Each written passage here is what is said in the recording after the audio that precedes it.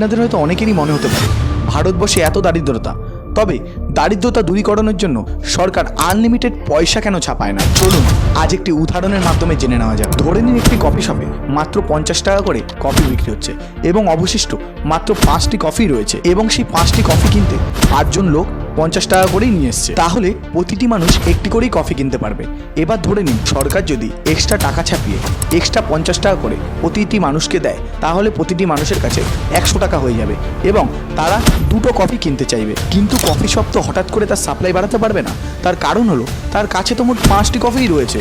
তাই সে যখন high demand দেখবে কফির, তখন সে তার প্রাইসটা 50 টাকার থেকে 100 টাকা করে দেবে এবং শেষ পর্যন্ত প্রতিটি মানুষকে একটি করেই কফি কিনতে হবে, কিন্তু সেটা 100 টাকার বিনিময়। অর্থাৎ হাই রেঞ্জে কোনো রকম সাপ্লাই এবং প্রোডাকশন ছাড়া শুধুমাত্র টাকা যদি ছাপানো হতে থাকে, তাহলে আমাদের ইকোনমিক্সভাবে কোনো রকম গ্রোথ হয় না। যেটা হয় সেটা হলো জিনিসপত্রের দাম বৃদ্ধি হতে থাকে। আশা করি আপনারা আপনাদের উত্তর পেয়েছেন।